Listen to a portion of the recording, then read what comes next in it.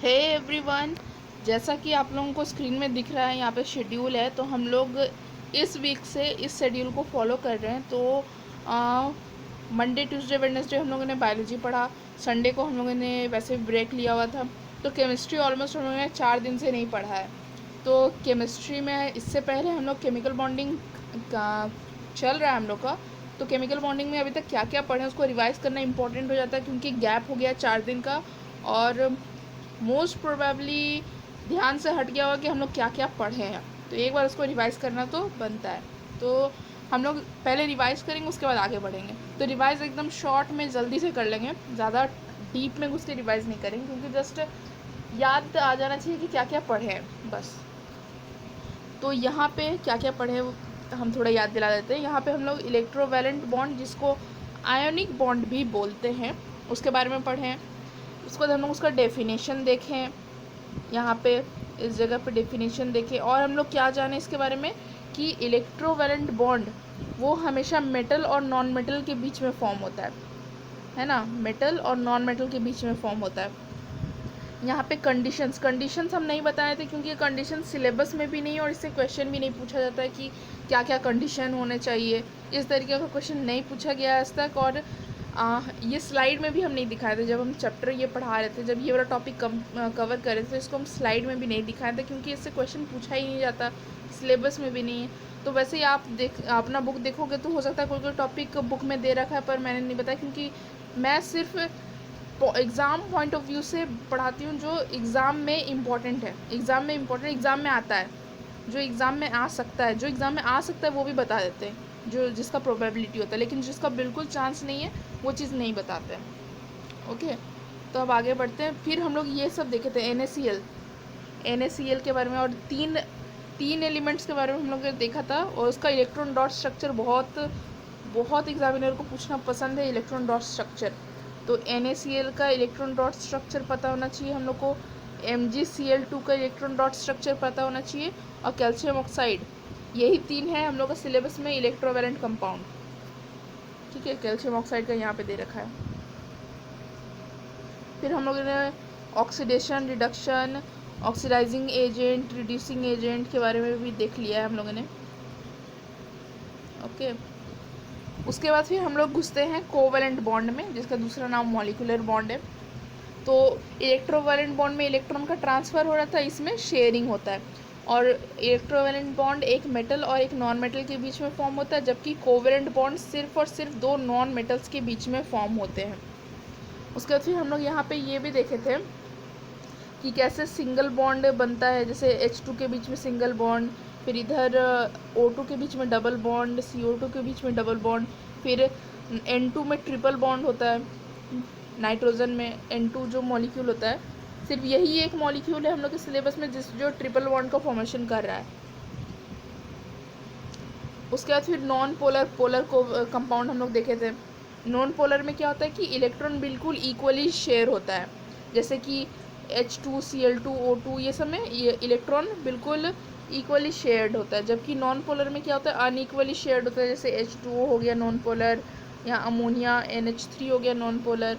तो इसमें non polar रहता है तो क्या होता है कि एक में पार्शियल निगेटिव चार्ज आता है, एक में पार्शियल पॉजिटिव चार्ज आता है, जैसे कि HCl।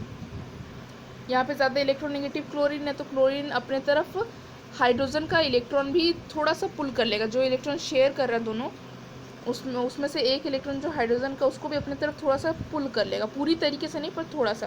तो इससे क्या आ जाएगा, इसके ऊपर पार्शियल निगेटिव चार्ज है, क्योंकि इलेक्ट्रॉन पे निगेटिव चार्ज होता है। और हाइड्रोजन, क्योंकि हाइड्रोजन से इलेक्ट्रॉन थोड़ा दूर चल गया है, तो हाइड्रोजन पे पार्शियल पॉजिटिव चार्ज आ जाएगा। अब देखते हैं यहाँ पे भी कुछ कुछ है जिसका हम लोग को इलेक्ट्रॉन डॉट स्ट्रक्चर पता होना चाहिए। ये सब हम लोग को जानने का ज़रूरत नहीं था कि किसका क्या ऐसा स्ट्रक्चर होता है, इसलिए नहीं बताए थे हम। फिर हम लोग को इलेक्ट्रॉन डॉट स्ट्रक्चर पता होना चाहिए था H2 का, ये बताए थे। Cl2 के बारे में भी डिस्कस किए थे। फिर N2 के बारे में भी, N2 का इलेक्ट्रॉन डॉट स्ट्रक्चर भी हम लोग देख चुके हैं। कार्बन टेट्राक्लोराइड का भी देख चुके हैं। और हम बोले थे कि ये सब का नाम इम्पॉर्टेंट होता है। कार्बन टेट्राक्लोराइड का नाम CCl4 होता है इसका फार्मूला। और मीथेन तो और इम्पोर्टेंट है, इसका तो नाम से कुछ भी नहीं पता चलता है कि इसमें क्या क्या होगा। तो मीथेन का क्या होगा, CH4। वाटर मॉलिक्यूल तो हम लोग को पता ही कि H2O होता है। फिर अमोनिया, अमोनिया के नाम से भी बिल्कुल आइडिया नहीं लगता है कि किस किस चीज़ से मिलके बना हुआ होगा। तो अमोनिया NH3 से मिलके बना होता है। तो अब यहाँ तक तो रिवीजन हुआ हम लोग का कि कहाँ तक हम लोग पढ़े थे, क्या क्या पढ़े थे, हल्का ओवरव्यू ले लिए। अब यहाँ से प्रॉपर्टीज़, तो अब ये टेबल देख के लग रहा है कि अरे याद करना पड़ेगा, रटना पड़ेगा, लेकिन ऐसा बिल्कुल नहीं है। कुछ रटना नहीं पड़ेगा, सब समझा देंगे, सब क्लियर हो जाएगा। तो यहाँ से स्टार्ट करते हैं हम लोग। Properties and comparison of electrovalent and covalent compounds. तो सबसे पहले ये टेबल बताना क्या चाहता है वो ज़रा देख लेते हैं। तो यहाँ पे ये दोनों, यहाँ पे इलेक्ट्रोवेलेंट कंपाउंड्स के बारे में बताया गया है, ये इसमें और इसमें, और यहाँ कोवेलेंट कंपाउंड्स के बारे में बताया गया है। तो एक एक करके शुरू करते हैं। तो पहला प्रॉपर्टी जो डिस्कस किया गया है वो नेचर के बारे में डिस्कस किया गया है। तो नेचर देखते हैं। अच्छा, सिलेबस में जब चेक करोगे ना तो सिलेबस में लिखा हुआ है एग्जिस्टेंस, कैसा एग्जिस्टेंस होता है। वो सिलेबस में एग्जिस्टेंस लिखा हुआ है, मगर वो सीधा सीधी यही पूछना चाह रहा है कि वो सॉलिड में है, लिक्विड में है, गैस में है, वो बोल रहा है। तो देखते हैं, इलेक्ट्रोवेलेंट कंपाउंड यानी कि आयोनिक कंपाउंड, ये किस किस चीज़ से मिलके बना होता है? आयन से। जैसे कि एक एग्जांपल लेते हैं, NaCl का एग्जांपल लेते हैं। सोडियम का आउटर मोस्ट ऑर्बिट में होता है 1 इलेक्ट्रॉन, क्लोरीन के आउटर मोस्ट ऑर्बिट में होते हैं 7 इलेक्ट्रॉन्स। ये क्या करेगा, अपना 1 इलेक्ट्रॉन दे देगा और कन्वर्ट हो जाएगा Na पॉजिटिव में, और ये कन्वर्ट हो जाएगा Cl निगेटिव में। अब ये दोनों आयन बन चुका है, ये Na पॉजिटिव आयन बन चुका है और ये Cl निगेटिव आयन बन चुका है। अब आयन बनने के बाद ये दोनों के बीच में इलेक्ट्रोवेलेंट बॉन्ड का फॉर्मेशन होता है। इसका मतलब क्या हो गया कि इलेक्ट्रोवेलेंट बॉन्ड बनते हैं आयन्स से। अब आयन्स है, एक पॉजिटिव एक निगेटिव, मतलब कि एक दूसरे को काफ़ी अच्छे से अट्रैक्ट करेंगे तो दोनों के बीच में जो बॉन्ड बनेगा वो काफ़ी स्ट्रॉन्ग बॉन्ड बनेगा। और जब इतना स्ट्रॉन्ग बॉन्ड बनेगा तो उसको अलग करना मुश्किल हो जाएगा। और अलग करना किसको मुश्किल होता है? सॉलिड को, लिक्विड को, कि गैस को? सॉलिड को। लिक्विड को तो हम लोग आराम से अलग कर सकते हैं। तो ये जो है हार्ड सॉलिड का फॉर्मेशन करेगा, जो आयोनिक कंपाउंड है यानी इलेक्ट्रोवेलेंट कंपाउंड। ओके, तो रीज़न क्या है? रीज़न पूछा जाता है एग्ज़ाम में। एग्ज़ाम का क्वेश्चन हम दिखाएंगे। एग्ज़ाम के क्वेश्चंस इजी है, जब ये चीज़ पढ़ लेंगे ना हम लोग तब एग्ज़ाम में पूछा हुआ क्वेश्चन भी इजी लगेगा। जैसे ही ये वाला टेबल कंप्लीट होता है वैसे ही एग्ज़ाम के क्वेश्चंस भी हम लोग देखेंगे। तो अब यहाँ पे रीज़न तो बोल दिए कि strong electrostatic force of attraction, इसके वजह से ये हार्ड सॉलिड के फॉर्म में होता है। अब तो ये हो गया इलेक्ट्रोवेलेंट। ज़रा कोवेलेंट की तरफ चलते हैं हम लोग कि कोवेलेंट का नेचर कैसा है। तो इलेक्ट्रोवेलेंट तो आयन से बना हुआ है। कोवेलेंट किससे बना हुआ है? मॉलिक्यूल से बना हुआ है। मॉलिक्यूल्स में क्या स्ट्रॉन्ग फोर्स ऑफ अट्रैक्शन होता है? नहीं, वीक फोर्स ऑफ अट्रैक्शन होता है। तो क्या ये सॉलिड के फॉर्म में होगा? हो सकता है सॉलिड के फॉर्म में, लेकिन हार्ड सॉलिड नहीं होगा। सॉफ्ट सॉलिड हो सकता है या फिर गैस या लिक्विड होगा। ठीक, याद हो गया, रखना नहीं पड़ेगा। बस हम लोग को इतना याद रखना कि आयंस जो होता है, इलेक्ट्रोवेलेंट बॉन्ड में आयंस प्रेजेंट होते हैं, कोवेलेंट में मॉलिक्यूल्स प्रेजेंट होते हैं। तो आयंस तो दो ऑपोजिट चार्ज है, तो बहुत ज़ोर से स्ट्रॉन्ग बॉन्ड बनेगा तो सॉलिड में रहेगा और क्या। अब बॉइलिंग पॉइंट और मेल्टिंग पॉइंट, ये आराम से आप लोग समझ जाओगे, बहुत आराम से। क्योंकि देखो ये है hard solid, strong force of attraction, तो बॉइलिंग पॉइंट हाई होगा कि लो होगा? ऑब्वियसली हाई होगा। अब जब ये लोग इतना हार्ड है, इतना स्ट्रॉन्ग फोर्स ऑफ अट्रैक्शन इसके बीच में, तो इसको बॉयल करना या इसको मेल्ट करना मुश्किल हो जाएगा। तो इस बॉइलिंग पॉइंट और मेल्टिंग पॉइंट दोनों हाई हो जाएगा। बहुत हम लोग को हीट देना पड़ेगा उसको अलग करने के लिए। और नॉन वोलेटाइल होगा। नॉन वोलेटाइल मतलब आसानी से उड़ेगा नहीं। वोलेटाइल क्या होता है? जैसे कि स्पिरिट वगैरह जो होता है ना, वो वोलेटाइल होता है। और आजकल तो हैंड सैनिटाइज़र, हम लोग का हैंड सैनिटाइज़र कितना वोलेटाइल होता है। हाथ में लो, मिक्स करो, बस वो उड़ गया और क्या। तो इस तरीके का इलेक्ट्रोवेलेंट कंपाउंड नहीं होता है, वो वोलेटाइल नहीं होता है। ठीक है, तो वोलेटाइल नॉन वोलेटाइल सॉलिड में समझ में आ गया क्या चीज़ बोल रहा है। तो इसका रीज़न देख लेते हैं हम लोग। इसका रीज़न यही कि हम लोग को उसको किसी भी आयनिक कंपाउंड को बॉईल करने के लिए या मेल्ट करने के लिए बहुत लार्ज अमाउंट ऑफ एनर्जी का ज़रूरत पड़ता है। इसके स्ट्रॉन्ग बॉन्ड को ब्रेक करना आसान नहीं होता है। तो कोवेलेंट में तो हम लोग जानते हैं कि इसका वीक फोर्स ऑफ अट्रैक्शन होता है, तो इसका बॉइलिंग पॉइंट और मेल्टिंग पॉइंट लो होगा और ये वोलेटाइल होगा, क्योंकि इसमें हम लोग को लेस एनर्जी रिक्वायर्ड होता है इसको तोड़ने के लिए। अब हम लोग इलेक्ट्रिकल कंडक्टिविटी देखते हैं। अच्छा, इलेक्ट्रिसिटी फ्लो किसके वजह से होता है पता है? इलेक्ट्रॉन के वजह से। इलेक्ट्रॉन जब मूव करता है ना, तो उसके वजह से इलेक्ट्रिसिटी फ्लो होता है। इसका मतलब कि इलेक्ट्रिसिटी को फ्लो करने के लिए आयन्स की ज़रूरत है। ठीक है, आयन्स की ज़रूरत है, फ्री आयन्स की ज़रूरत है। बहुत इंपॉर्टेंट टर्म है फ्री आयन्स की ज़रूरत है हम लोग को। अब कोवेलेंट में तो आयन होता ही नहीं है ना, कोवेलेंट में आयन होता ही नहीं है, तो वो पक्का नॉन कंडक्टर होगा, क्योंकि एब्सेंस ऑफ फ्री आयन्स, इसमें फ्री आयन्स होते ही नहीं है। चाहे उसका सॉलिड ले ले, मोल्टन ले ले, एक्वस स्टेट ले ले, कुछ भी ले ले, कोवेलेंट में आयन्स होते ही नहीं है, तो ये कंडक्ट करेगा ही नहीं इलेक्ट्रिसिटी, क्योंकि इलेक्ट्रिसिटी कंडक्ट करने के लिए फ्री आयन्स होना ज़रूरी है। ओके, अब हम लोग देखते हैं ज़रा इलेक्ट्रोवेलेंट में। इलेक्ट्रोवेलेंट जनरली होता है सॉलिड स्टेट में NaCl के बीच, जैसे कि Na पॉजिटिव और Cl निगेटिव के बीच में स्ट्रॉन्ग फोर्स ऑफ अट्रैक्शन है, तो ये दोनों तो एक दूसरे को छोड़ के जाने वाला है नहीं, तो आयंस फ्री है नहीं, आयंस है मगर फ्री नहीं है, तो ये क्या कंडक्टर होगा? नहीं, ये कंडक्टर नहीं होगा। लेकिन वही अगर ये फ्यूज्ड या एक्वस स्टेट में, इसका मतलब क्या? इसका मतलब है कि अगर वो लिक्विड स्टेट में है, तो इसका मतलब कि फ्री आयंस प्रेजेंट है। आयंस जो है वो मोबाइल है, मोबाइल मतलब कि एक जगह से दूसरी जगह मूव कर सकते हैं, तो इस कंडीशन में ये गुड कंडक्टर बन जाएगा। तो मतलब कि इलेक्ट्रोवेलेंट में दो चीज़ है, ये अगर सॉलिड में है तो कंडक्ट नहीं करेगा, लेकिन अगर ये लिक्विड स्टेट में, फ्यूज स्टेट में या एक्वस स्टेट में, तो ये गुड कंडक्टर बन जाएगा, है ना। तो ये तीन प्रॉपर्टी हम लोगों ने देखा। अब चौथा प्रॉपर्टी डिसोशिएशन मतलब टूट के अलग होना, मतलब जैसे NaCl का Na पॉजिटिव और Cl निगेटिव में टूट के अलग होना। सिलेबस अगर हम लोग देखेंगे ना, तो डिसोसिएशन को ना इलेक्ट्रिसिटी मतलब कि इससे कनेक्ट किया है हम लोग का, इस एक्सपेरिमेंट से कनेक्ट करने का कोशिश किया है। ठीक है, तो हम लोग जैसे ही डिसोसिएशन वाला टॉपिक पढ़ेंगे वैसे इस एक्सपेरिमेंट को देखेंगे, फिर बाद में बाकी प्रॉपर्टी देखेंगे। तो शुरू करते हैं डिसोसिएशन से। इसमें से क्वेश्चन अच्छा दिखा देंगे, कैसा क्वेश्चन पूछ रहा है बता देते हैं। पहली बात तो डिसोसिएशन कैसे होगा, किसका होगा किसका नहीं होगा देखते हैं। पहले हम लोग इलेक्ट्रोवेलेंट का देखते हैं। तो इलेक्ट्रोवेलेंट कंपाउंड आयंस का बना होता है, बहुत हम लोग शुरू से पढ़ते आ रहे हैं। ठीक है, और ये आयंस जो होते हैं वो मोल्टेन स्टेट में डिसोसिएट हो जाते हैं। ठीक है, ये भी हम लोग जानते हैं। अब ये जो आयंस डिसोसिएट हो चुके हैं, ठीक है, अगर इसके थ्रू हम लोग इलेक्ट्रिक करंट पास करते हैं ना, तो इलेक्ट्रिसिटी पास हो जाएगा। ठीक है, इलेक्ट्रिक करंट अगर हम लोग पास करते हैं तो ये इलेक्ट्रिसिटी पास हो रहा है, इसका मतलब Na पॉजिटिव और Cl निगेटिव आयन फ्री है। ठीक है, NaCl कंबाइंड स्टेट में नहीं है, फ्री हो चुका है। ठीक है, अब देखते हैं इसमें क्या ये डिसोसिएट कैसे हो पाता है। NaCl क्या है? NaCl को अगर हम लोग पानी में डाल दें तो वाटर क्या होता है? पोलर होता है। हम लोग को पता है वाटर पोलर होता है, मतलब एक तरफ पार्शियल पॉजिटिव एक तरफ पार्शियल नेगेटिव होगा। तो क्या होता है कि NaCl जो है,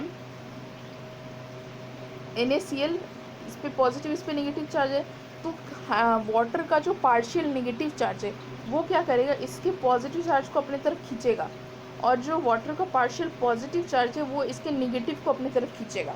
तो इससे क्या होगा, ये दोनों के बीच में जो स्ट्रॉन्ग अट्रैक्शन है वो थोड़ा कमज़ोर पड़ जाएगा, जिसकी वजह से क्या होगा कि ये दोनों अलग हो जाएंगे और फ्री आयंस में कन्वर्ट हो जाएंगे, Na पॉजिटिव और Cl निगेटिव में। तो मेन मुद्दे की बात ये है, मेन हम लोग को याद ये रखना है कि जो आयोनिक कंपाउंड होते हैं, इलेक्ट्रोवेलेंट कंपाउंड, वो डिसोसिएट होते हैं वाटर में, वो टूट जाते हैं। इसका मतलब वो good conductor of heat and electricity होते हैं। ठीक है, वाटर में डाल देने से वो टूट जाते हैं, डिसोसिएट कर जाते हैं।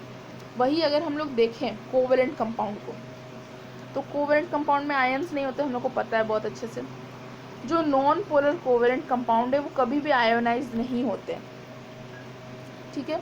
लेकिन वही अगर हम लोग पोलर देखें तो पोलर जो होते हैं वो आयोनाइज हो सकते हैं। जैसे यहाँ पे वाटर और HCl, ये दोनों ही जो है वो पोलर कोवेलेंट कंपाउंड है, HCl भी और H2O भी।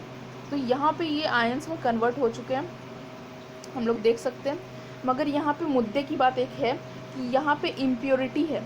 यहाँ पे सिर्फ H2O या सिर्फ HCl नहीं है, यहाँ पे दो अलग अलग मॉलिक्यूल्स प्रेजेंट है। इसका मतलब ये प्योर नहीं है। हम प्योर पे क्यों ध्यान दे रहे हैं? जैसे कि अगर एकदम प्योर वाटर है, एकदम प्योर वाटर, उसमें अगर हम लोग तार जो जिसमें इलेक्ट्रिसिटी फ्लो कर रहा है वैसा वायर अगर हम लोग एक साइड रख दें और दूसरे साइड जाके टच करें, एकदम प्योर वाटर, डिस्टिल्ड वाटर, कोई उसमें इम्प्योरिटी नहीं, तो हम लोग को करंट नहीं मारेगा, मतलब हम लोग को इलेक्ट्रिक शॉक नहीं लगेगा। लेकिन हम लोग के घर में जो पानी होता है, चाहे वो फिल्टर का कैंट का ही पानी क्यों ना हो, चाहे वो एक्वागार्ड का ही पानी क्यों ना हो, वो सब पानी में कुछ ना कुछ इम्प्योरिटी होता है, कुछ ना कुछ आयंस प्रेजेंट होता है, ठीक है। यहाँ इम्प्योरिटी मतलब हम बैक्टीरिया वायरस के बारे में नहीं बोल रहे हैं, हम यहाँ आयंस के बारे में बात कर रहे हैं। तो अगर हम लोग अपना घर का पानी के साथ ये एक्सपेरिमेंट किए ना तो हम लोग को उठा के पटक देगा इलेक्ट्रिसिटी। तो ये एक्सपेरिमेंट घर पे बिल्कुल नहीं करना है, ठीक है। तो इसका मतलब क्या हुआ? इसका मतलब हम लोग साफ साफ ये जानेंगे, यहाँ पे बहुत कॉम्प्लेक्स कर दिया, एग्जाम में इतना कॉम्प्लेक्स करके नहीं पूछेगा। एग्जाम में सीधा पूछेगा कि इलेक्ट्रोवेलेंट जो इलेक्ट्रोवेलेंट कंपाउंड होता है वो डिसोसिएट करता है कि नहीं, तो हम लोग बोलेंगे डिसोसिएट कर जाता है, ठीक है। और कोवेलेंट डिसोसिएट करता है कि नहीं, तो हम लोग बोलेंगे नहीं करता है। बस इतना सा बात है, ठीक है। तो the dissociation of molecules into ions does not take place in covalent molecule, ठीक है, क्योंकि ये आयंस को फॉर्म ही नहीं करता है। इसका मतलब ये पुअर कंडक्टर होगा हीट का, जहाँ की इलेक्ट्रोवेलेंट जो गुड कंडक्टर था हीट का, ठीक है। तो ये सिलेबस में कैसा कंडक्टर है हीट का और इलेक्ट्रिसिटी का। तो इलेक्ट्रोवेलेंट जो होता है वो गुड कंडक्टर होता है, जबकि ये बैड कंडक्टर होता है। लेकिन इसमें भी हम लोग को ध्यान रखना है, इलेक्ट्रोवेलेंट में ये गुड कंडक्टर सिर्फ फ्यूज्ड स्टेट में होता है, सॉलिड स्टेट में नहीं होता है, क्योंकि सॉलिड स्टेट में इसका आयन फ्री नहीं होता है, ओके। अब इसको याद रखने का तरीका कि डिसोशिएट होता है कि नहीं, हम लोग सिर्फ एक एग्जांपल याद रखेंगे NaCl का। अब NaCl क्या होता है? नमक। नमक हम लोग जो घर में नमक खाते हैं उसका फॉर्मूला है NaCl। NaCl को पानी में डालेंगे तो वो डिसोशिएट करेगा कि ऑब्वियसली वो Na घुल जाता है ना, पानी में सॉल्युबल हो जाता है ना, तो वही बात है, घुल गया। अब उसको हम लोग को इस एक्सपेरिमेंट से थोड़ा देख लेते हैं। अभी जो हम लोग डिसोसिएशन के बारे में पढ़े कि कौन इलेक्ट्रिसिटी को पास करवाता है खुद से, कौन नहीं करवाता, जबकि हम लोग रिजल्ट तो जानते हैं, फिर भी ये एक्सपेरिमेंट को ज़रा देख लेते हैं। यहाँ पे हम लोग को क्या करना है? यहाँ पे हम लोग को एक ऐसा अरेंजमेंट बनाना है जिसमें हम लोग ऐसे वोल्ट मीटर लगाएंगे, वोल्ट बैटरी, यहाँ पे बल्ब लगाएंगे, यहाँ पे एमीटर लगाएंगे, यहाँ पे कैथोड रहेगा, यहाँ पे एनोड रहेगा। कैथोड जो होता है वो निगेटिवली चार्ज होता है और जो एनोड होता है ये पॉजिटिवली चार्ज होता है। ये पूरा सेटअप हो गया। अब हम लोग इलेक्ट्रोलाइटिक सेल लेंगे, इलेक्ट्रोलाइटिक सेल हो गया ये। अब इलेक्ट्रोलाइटिक सेल में हम लोग पानी या कुछ लिक्विड डालेंगे, पानी डालेंगे और उसके साथ कुछ लिक्विड डालेंगे। तो यहाँ पे ये लिक्विड या तो इलेक्ट्रोवेलेंट कंपाउंड होगा या तो कोवेलेंट कंपाउंड होगा। तो हम लोग देखते हैं कि अगर ये जो लिक्विड हम लोग डाल रहे हैं ये अगर इलेक्ट्रोवेलेंट कंपाउंड हुआ तो क्या रिजल्ट आने वाला है। तो इलेक्ट्रोवेलेंट कंपाउंड में क्या क्या डाल सकते हैं? ये सब कुछ डाल सकते हैं हम लोग। तो अगर ऐसा कुछ डाले तो उसमें से इलेक्ट्रिसिटी पास होने लगेगा और इस कैसे पता चलेगा? ये बल्ब जल जाएगा, ठीक है। तो इससे हम लोग बोल सकते हैं कि आयोनिक कंपाउंड्स गुड कंडक्टर्स होते हैं। वही अगर हम लोग कोवेलेंट कंपाउंड लेंगे, यहाँ पे देखो लिखा है साफ साफ डिस्टिल्ड वाटर लेंगे, ठीक है, इस तरीके का चीज़ लेंगे तो कंडक्ट नहीं होगा, डू नॉट कंडक्ट इलेक्ट्रिसिटी, क्योंकि नो आयंस, ठीक है। अब ज़रा सॉलिबिलिटी अभी हम लोग को पता है, अभी हम बताए थे। जैसे NaCl हम लोग लेंगे, NaCl क्या होता है? नमक होता है। नमक सॉल्युबल होता है कि नहीं वाटर में? नमक वाटर में सॉल्युबल होता है, तो soluble in water but insoluble in organic solvent. अब ये क्या नया चीज़ है भाई, ऑर्गेनिक सॉल्वेंट? वाटर क्या होता है? पोलर की नॉन पोलर? वाटर पोलर होता है, और ये जो ऑर्गेनिक सॉल्वेंट्स होते हैं ना, ये नॉन पोलर होते हैं। तो जो चीज़ पोलर चीज़ कोई ऐसा चीज़ जो पोलर किसी पोलर सब्सटेंस में सॉल्युबल है, वो नॉन पोलर में इनसॉल्युबल होगा। तो यहाँ पे जो आयोनिक सब्सटेंस है जैसे NaCl, ये वाटर में डिज़ोल्व होता है। हम लोग बहुत बार नमक डाले हैं पानी में, घुलता है, हाँ बिल्कुल घुलता है। तो इसका मतलब कि अगर इलेक्ट्रोवैलेंट कंपाउंड जो है वो वाटर में सॉल्युबल होगा तो ऑर्गेनिक सॉल्वेंट में इनसॉल्युबल हो जाएगा। ठीक है, तो इसका रीज़न क्या है कि वाटर जो है वो पोलर कंपाउंड है, और ये क्या करेगा, ये दोनों के बीच के फोर्स को घटा देगा, जिसकी वजह से ये आयंस में कन्वर्ट हो जाएगा। वही अगर हम लोग अब कोवेलेंट के बारे में देखें तो बिल्कुल ऑपोजिट होगा। ये अगर इलेक्ट्रोवैलेंट अगर वाटर में सॉल्युबल था तो ये वाटर में इनसॉल्युबल हो जाएगा और ऑर्गेनिक सॉल्वेंट में सॉल्युबल होगा। क्यों? क्योंकि ऑर्गेनिक सॉल्वेंट जो होता है वो नॉन पोलर होता है। अब रेट ऑफ रिएक्शन हम लोग को सिलेबस में नहीं दे रखा है, पर फिर भी एक हल्का सा ओवरव्यू ले लेते हैं। आयोनिक कंपाउंड्स में यानी इलेक्ट्रोवैलेंट कंपाउंड में आयंस का फॉर्म हो रहा है। आयंस जो होता है वो काफ़ी, जैसे इलेक्ट्रिसिटी कंडक्ट किसके वजह से होता है, आयंस के वजह से। कितना स्पीड में होता है, इतना स्पीड में होता है, तो ऑब्वियसली रेट ऑफ रिएक्शन में ज़्यादा होगा, इसमें कम होगा। अब हम लोग को कुछ क्वेश्चंस देखना है, तो ये पूछा गया हुआ क्वेश्चन एग्ज़ाम में, तो ज़रा देखते हैं पहला क्वेश्चन। इसमें बोला है कि state which is not a typical property of ionic compound, मतलब कि आयोनिक कंपाउंड का क्या प्रॉपर्टी नहीं है। तो आयोनिक का हाई MP होता है, मतलब मेल्टिंग पॉइंट को शॉर्ट में MP और बॉइलिंग पॉइंट को शॉर्ट में BP। यहाँ पे केमिस्ट्री में BP मतलब ब्लड प्रेशर नहीं होता है, बॉइलिंग पॉइंट होता है। तो हाई BP होता है क्या आयोनिक कंपाउंड का? हाँ बिल्कुल हाई होता है, क्योंकि दोनों के बीच में बहुत स्ट्रॉन्ग फोर्स ऑफ अट्रैक्शन होता है। उसको बॉयल करने में या मेल्ट करने में हम लोग को बहुत ज़्यादा एनर्जी लगाना पड़ता है। तो हाँ ये बात सही है। तो यहाँ तक हम लोग को गलत चूज़ करना है, क्या गलत है, नॉट बोला है ना, तो ये तो सही है, तो ये आंसर नहीं होगा। Conducts electricity in molten and the aqueous state, बिल्कुल सही है। ये सॉलिड में सिर्फ कंडक्ट नहीं करता, मोल्टेन और एक्वस में कंडक्ट करता है। आर इनसॉल्युबल इन वाटर, तो हम लोग क्या जानते हैं कि आयोनिक का एग्जांपल है NaCl यानी नमक तो घुलता है, यहाँ तो इनसॉल्युबल लिख दिया, इसका मतलब ये गलत है। और ये गलत है तो पूछा क्या कि गलत क्या है, तो आंसर है सही C गलत है। अब यहाँ पे बोला है कि कंपेयर कार्बन टेट्राक्लोराइड और sodium chloride with regarding to solubility in water and electrical conductivity. तो यहाँ पे कितना चालाकी से क्वेश्चन पूछा है। यहाँ पे कार्बन टेट्राक्लोराइड मतलब कि covalent compound, carbon tetrachloride covalent होता है और सोडियम क्लोराइड होता है इलेक्ट्रोवैलेंट। तो यहाँ पे एक्चुअली पूछ रहा है कोवेलेंट और इलेक्ट्रोवैलेंट के बीच में कि सॉल्युबिलिटी किसका होगा। तो ये जो होगा वो वाटर में सॉल्युबल होगा, ये वाटर में सॉल्युबल नहीं होगा। ये जो है वो लिक्विड या मोल्टेन स्टेट में इलेक्ट्रिसिटी को कंडक्ट करेगा, जबकि ये कंडक्ट नहीं करेगा। अब ये 2014 का क्वेश्चन, इसका आंसर आप लोगों को कमेंट सेक्शन में लिखना है। ठीक है, हम क्वेश्चन एक्सप्लेन कर देते हैं। एक कंपाउंड है X जिसमें सिर्फ और सिर्फ मॉलिक्यूल्स है, आयंस नहीं है, इसका मतलब उसका X विल हैव, तो इसमें से कौन सा उसका कैरेक्टर होगा। तो यहाँ पे आप लोगों को ये चारों में से कोई एक ऑप्शन सही है। ठीक है, तो ये चारों में से कौन सा ऑप्शन सही है वो आप लोग कमेंट सेक्शन में लिख के बताओ। ठीक है, ये क्वेश्चन आप लोगों के लिए हम छोड़ते हैं। नेक्स्ट देखते हैं, give a reason why covalent compounds exist as gases, liquid और सॉफ्ट सॉलिड। इसका रीज़न है कि वीक फोर्स ऑफ अट्रैक्शन होता है मॉलिक्यूल्स के बीच में, इसीलिए वो गैस, लिक्विड या सॉफ्ट सॉलिड के फॉर्म में होता है। ठीक है, तो यहाँ से हम लोग देख लिए कैसा कैसा क्वेश्चन पूछता है। तो अब हमको लगता है 2 लेक्चर मैक्सिमम से मैक्सिमम 2 लेक्चर, उससे ज़्यादा नहीं लगने वाला, और ये चैप्टर कंप्लीट हो जाएगा केमिस्ट्री का। तो ओके, बाय।